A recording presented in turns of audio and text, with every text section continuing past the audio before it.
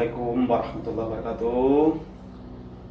Selamat pagi, selamat siang, selamat sore, dan selamat malam kepada rekan-rekan MHR Channel dimanapun kalian berada. Pada kesempatan pagi hari ini, MHR Channel akan berbagi ilmu, akan sharing pengalaman kepada rekan-rekan sekalian penyebab mobil Kijang Innova secara tiba-tiba mogok di perjalanan. Apa itu, teman-teman sekalian? Mari ikutin video MHR Channel ini, jangan di skip biar tidak salah pemahaman. Baik, langsung saja ke topik judulnya, teman-teman sekalian. Kenapa sebuah mobil Kijang Innova tersebut bisa tiba-tiba mogok di perjalanan? Pasti jika teman-teman mengalami hal semacam ini, hal ini terjadi pada teman-teman, guna keluar dong hatinya, gelisah dong. Terlebih misal lagi pergi berjalan, lagi santai bersama keluarga tercinta, bersama anak dan istri, atau mungkin rekan-rekan tersayang kita, rekan-rekan yang kita yang dekat sama kita. Mungkin kita lagi dalam perjalanan, tiba-tiba mobil kesayangan kita mogok, teman-teman.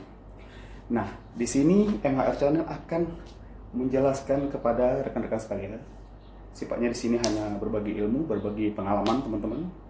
Karena ini pernah dialami oleh MHR Channel sendiri, dan beberapa rekan-rekan dari MHR Channel juga pernah mengalami hal yang semacam ini, teman-teman sekalian.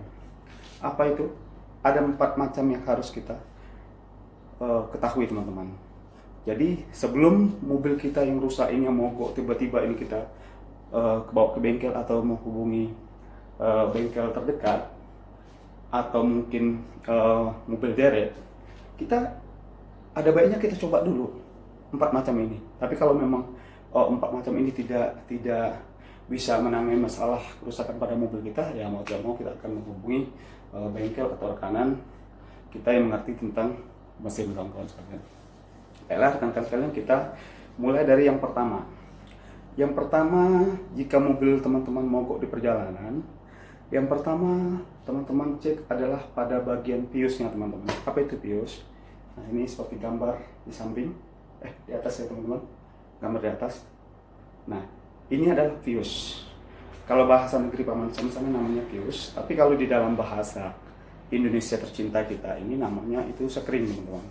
Nah, teman-teman cek dulu bagian sekringnya ini, ada putus atau tidak, teman-teman.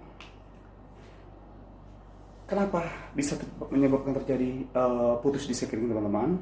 Sebagaimana kita ketahui, bahwasanya sekring itu fungsinya adalah memutuskan arus jika beban arus yang melebihi daripada sekring itu melebihi dari beban yang ada di sekring tersebut. Misalnya arus yang dilalui ini sampai 15 ampere atau 20 ampere, sementara kapasitas sekringnya hanya 10 ampere, teman-teman. Nah, sekring akan memutuskan arus, teman-teman. Misal terjadi kelebihan beban yang dia lewati, arus yang dilewatinya tuh terlebih melebihi daripada kapasitas sekring itu tersebut. Itu yang pertama, teman-teman. Yang kedua adalah teman-teman cek di bagian relaynya, teman-teman.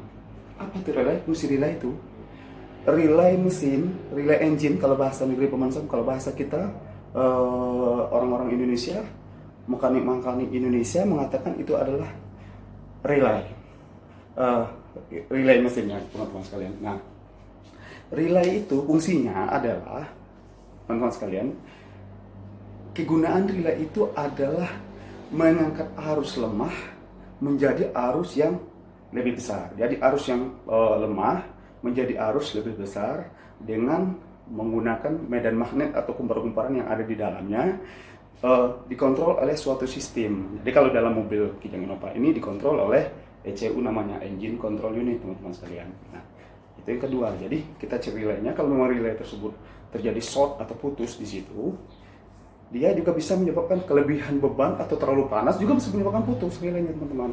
Nah, kita kencang dulu tuh relay, teman-teman.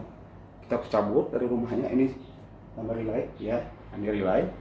Nah, kita cabut dari rumahnya, ini relay, dari hostingnya, rumahnya, kita cabut, kita goncang. Kalau ternyata tidak ada goncangan, terus relay juga tidak terjadi panas, berarti relaynya bagus. teman-teman. Nah, kita taruh lagi, kita pasang kembali. Nah, ini yang bisa menyebabkan relay terhimpit itu bisa jadi beban juga terlalu berat. Misalnya relay kegunaan untuk pompa fuel, pompa minyak. Nah, relay terus bisa putus, bisa panas, yang menyebabkan gulungan di dalamnya terjadi short, teman-teman. Kenapa? Sebab misalnya pompa minyak kita ini ada masalah, pompa fuel kita panas, akhirnya relay dia bekerja keras, bekerja ekstra yang melebihi daripada kumparan yang ada di dalamnya. Nah, itu relay. Jadi dia akan memutuskan arus juga, sama kayak sekring tadi. Kelebihan beban arus yang dilewatinya dia akan putus, teman-teman sekalian. Nah, itu yang kedua ya, teman-teman jangan lupa cek. Yang pertama adalah sekring, yang kedua adalah relay, teman-teman sekalian. Terus kemudian yang ketiga, teman-teman sekalian, teman-teman sekalian cek dulu di pompa fuelnya. Pompa fuel itu apa? Pompa fuel itu pompa minyak kalau bahasa kita, teman-teman sekalian. Nah, pompa minyak itu bisa menyebabkan dia rusak. Misal suatu saat mobil kita tiba-tiba mogok, terus kemudian kita mungkin beli minyak sembarangan, yang minyaknya mungkin ada notabene bercampur air, ada pasir segala macam. Nah, awalnya kerusakan pada sirkulasinya atau sistem di pompa minyak, seperti filter minyaknya gitu kan, filter bensin atau filter solarnya. Tapi karena kita tidak jeli tadi melihat, kotoran tersebut masuk ke dalam area pompa minyak. Nah, sebaiknya memang per 3 bulan sekali kita lakukan tune up namanya, servis ringan ke bengkel-bengkel rekanan kita, bengkel-bengkel terdekat, teman-teman kita. Itu buka pompa minyak, itu dibersihkan pompa minyak, teman-teman. Bisa dibersihkan loh. Nah, kalau dia dibiarkan berlarut-larut, akan masuk ke dalam pompa fuel tadi, ke pompa minyak tadi. Akhirnya rusaklah di pompa minyak. Jadi yang bisa menyebabkan juga terputusnya arus masuk ke dalam sebuah mesin, ke dalam ruangan bahan bakar arus, ke dalam ruangan busi, itu fuse sekring tadi, terus kemudian relay tadi karena beban pompa minyak terlalu berlebih juga relaynya bisa putus. Jadi 3 item ini pengaruh banget nih. Pompa minyak itu rusak, berpengaruh juga, teman-teman sekalian. Nah, gimana cara kita ngecek pompa minyak? Kalau tadi relay kita cek dengan goncang-goncang, teman-teman. Kalau sekring kita cek dengan kalau dia putus. Kita cek kelihatan dengan pandangan mata kita biasa, kasat mata kelihatan dia putus. Kalau relay dengan goncangan, kedengaran dia putus, ada goncangan di dalam. Nah, itu relay. Nah, kalau pompa minyak gimana? Pompa minyak kan ada 2 nih. Ada selang masuk dan selang keluar. Nah, mungkin rekan-rekan sekalian ada di dalam mobilnya bawa itu tang, teman-teman. Tang itu teman-teman buka di bagian outletnya, bagian outlet pompa minyak ini, bagian keluarnya, teman-teman. Selang yang bagian keluar, baru kemudian kita suruh anak kita atau istri kita atau teman yang ikut bareng kita tadi untuk starter sambil hidupkan mesinnya, posisi hidupkan. Sementara selang kita buka, nah lihat ada kucuran minyak nggak keluar dari dia, dari pompa minyak itu. Nah, kalau pompa minyak tersebut tidak ada yang keluar, berarti terjadi short di pompa minyak. Terjadi putus minyak yang dari tangki yang masuk ke dalam pompa minyak, terjadi bukan short namanya, terjadi putus.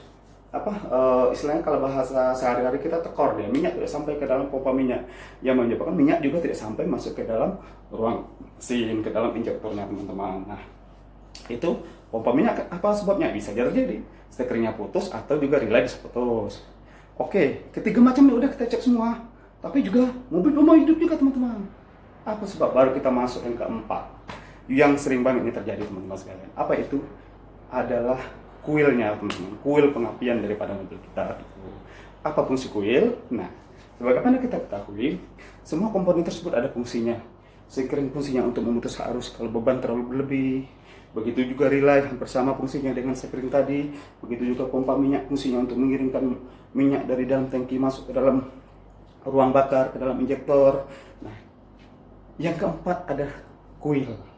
Kuil itu fungsinya adalah meningkatkan voltase tegangan rendah dari 12 volt menjadi 20.000 sampai 30.000 volt, teman-teman. Bayangkan saja, dari 12 volt diangkat oleh kuil menjadi 20.000 sampai 30.000 volt tegangannya. Kenapa? Sebab harus 20 sampai 30.000 volt dikarenakan busi yang mobil kita kan pembakarnya melalui busi nih. Nah, busi itu membutuhkan tegangan yang tinggi untuk bisa memercikan bunga api. Kalau nggak ada tegangan tinggi, bunga api tidak akan bisa terpicit, teman-teman sekalian, busi tersebut. Nah, jadi butuh tegangan tinggi yang dari 12 volt yang aki kita kan menggunakan 12 volt nih, sirkulasi yang ada di dalam mesin kita, relay segala macam itu dilalui arus 12 volt. Nah, begitu dia masuk ke dalam kuil, itu tegangan dari 12 volt dia angkat menjadi 20.000 volt sampai 30.000 volt. Itulah yang bisa membuka api untuk kebusi, teman-teman, memercikkan kembang api. Nah, kembang api mercik ditunggu oleh BBM yang sudah nyemprot juga di dalam ruang bakar tersebut melalui pompa fuel kita, pompa solar kita, atau pompa minyak bensin kita tadi. Terjadilah, di sini bensin kita cerita ya, minyak bensin tadi, terjadilah semburan dan terjadilah ledakan di dalam ruang bakar. Hiduplah mesin itu. Nah, bagaimana cara mengeceknya? Apa kuil tersebut, teman-teman? Caranya adalah jika teman-teman punya teman yang lain yang punya kijang Innova juga, bisa menghubungi dia. Semoga juga di tempat mogoknya teman-teman ini bukan di dalam hutan belantara ya, mungkin dekat dengan perkotaan atau mungkin dekat dengan rumah teman. Bisa pinjamkan kuil teman itu salah satu untuk ngetes. Jadi sebelum kita memutuskan kita harus beli kuil yang lain, kita bisa tes caranya kuil kita itu rusak atau tidak. Kita buka kuilnya satu persatu, teman-teman. Jadi caranya adalah kita buka kuil yang ini, ya kan, baru masuk ke dalam ruang bakarnya. Kita buka kuil satu, terus kemudian kita yang kuil baru ini, kita cadangan kita ini kita pasangkan, teman-teman. Tes hidup di dalam seluruh keluarga kita hidupkan. Nggak hidup juga, baru kita masuk ke kuil yang nomor 2, teman-teman. Sama perlakuan dengan kuil nomor 1 tadi. Tes juga hidupkan. Dan mau hidup juga, baru kita masuk ke kuil yang nomor 3. Nah, jika salah satu kuil kita yang kena, begitu kita ganti dengan kuil yang baru tadi, kita pasangkan kuil yang baru, dijamin mobil teman-teman akan jeng hidup seperti sedia kala, teman-teman. Dan ini sangat sering terjadi, mobil Innova kita yang tiba-tiba mogok di perjalanan. Terlebih itu adalah mobil Innova yang tahun-tahun lawas, teman-teman.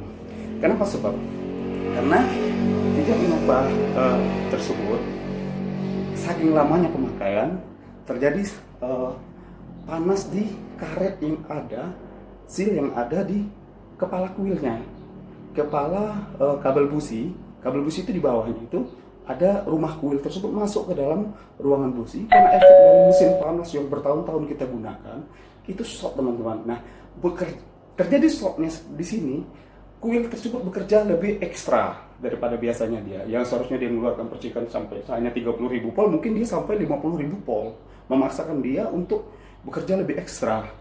Selama dia bekerja lebih ekstra itu, ya kita enjoy aja, mobil kita enak aja tenaganya. Tapi di saat suatu ketika selesai dia kerja ekstra kuil tersebut, di saat dia bekerja ekstra tersebut, kuil tersebut panas, teman-teman. Karena panas ini menyebabkan komponen yang ada di dalam kuil tersebut jadi putus dia. Komponennya tersebut putus di dalam kuil tersebut. Nah, kalau dia sudah putus, komponen yang di dalam kuil tersebut putus, otomatis kuil tidak akan bisa lagi mengeluarkan api, teman-teman, yang bisa untuk mengirimkan api ke busi, teman-teman sekalian. Nah, itulah 4 macam tadi. Yang pertama adalah sekringnya, yang kedua adalah relay, yang ketiga pompa fuel atau pompa minyaknya, yang keempat adalah kuil. Jadi 4 cara tersebut, 4 item tersebut wajib teman-teman cek sebelum teman-teman menghubungi bengkel terdekat. Ini yang tiba-tiba mendadak ya, yang mobilnya tiba-tiba mendadak mogok di perjalanan. Tapi kalau memang penyakitnya yang lain, sebelum kita berangkat mobil mungkin ada kerusakan di engine, di kompresi atau segala macam, itu lain lagi, teman-teman. Ini mobil yang tadinya kita normal saja, tiba-tiba di perjalanan mobil kita mogok. Nah, ini 4 macam tadi aja, teman-teman. Kita cek 4 macam itu. Insya Allah kalau 4 macam itu kita udah cek satu persatu, sekringnya, relaynya, pompa fuel, pompa minyaknya, baru kemudian kuilnya. Kalau 4 macam itu semuanya udah bekerja seperti semula, seperti apa adanya di dalam sistem mesin tersebut, pasti mobil teman akan pulih seperti sedia kala.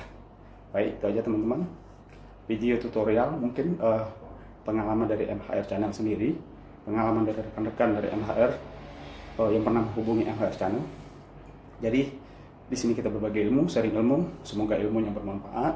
Dan jika ini bermanfaat, silakan share ke teman-teman yang lain. Jangan lupa like and subscribe channel MHR Channel. Demikianlah kami ucapkan. Assalamualaikum warahmatullahi wabarakatuh. Sampai bertemu kembali di video-video selanjutnya tentang dunia otomotif. See you. Terima kasih.